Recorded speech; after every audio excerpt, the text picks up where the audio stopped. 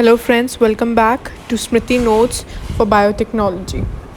In this video, we will be studying about the factors that affect the enzyme production and the enzymes also. So let's start with the very first factor, that is the concentration of the enzyme.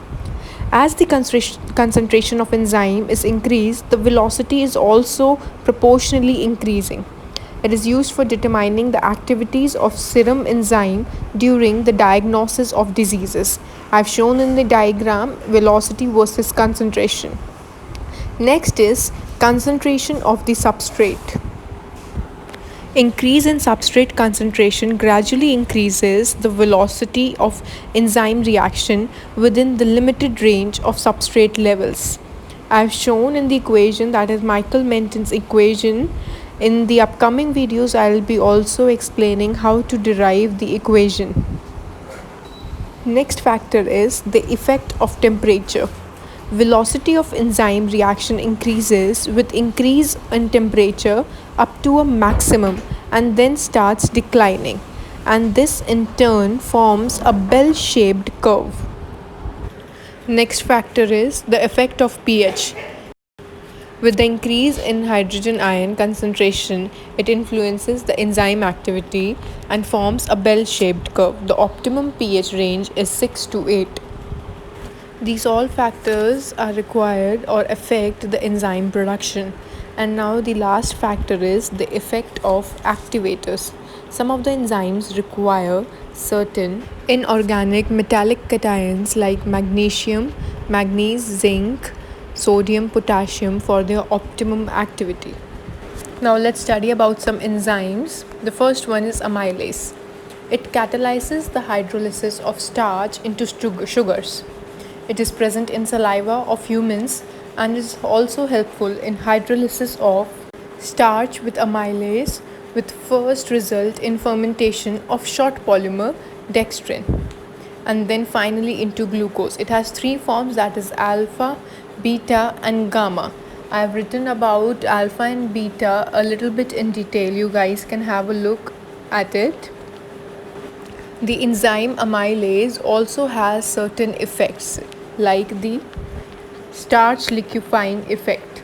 It breaks down the starch polymer but does not give free sugar.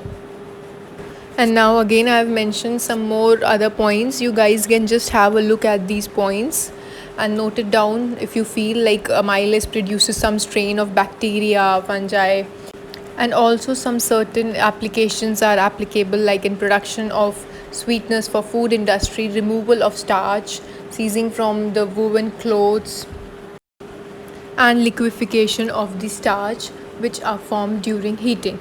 So this is all about the enzyme amylase. Now we will study about the next enzyme, that is lipase, that is also called as glycerol ester hydrolysis, that splits into mono or diglycerides and fatty acids. They are extranuclear enzymes. They are produced by fungi, and the enzyme production must be induced by adding fats to it. Lipase are generally bound to cells and hence inhibit the overproduction, but addition of cations such as magnesium ion liberates the enzyme and leads to higher production of it. Now here are some applications of the enzyme lipase. Now next enzyme is proteases. Enzyme that performs the hydrolysis of peptide bonds is known as proteases. The peptide bonds link the amino acids to give the final structure. Now, the alkaline serine protease is one type in which the pH of the production medium is kept at 7. It has serine at active sites and the optimum temperature is between 30 to 40 degrees Celsius.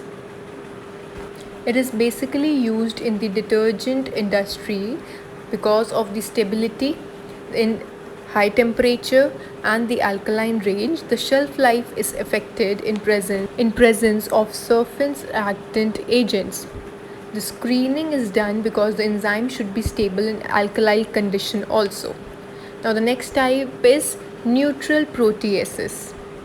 They are relatively unstable and calcium, sodium and chlorine must be added for its stability.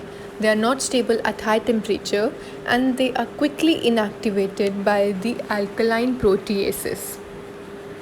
The next type is acid proteases. They are similar to mammalian pepsin. It consists of rennin-like protease from fungi which are used in cheese production. And here are some of the application of the proteases.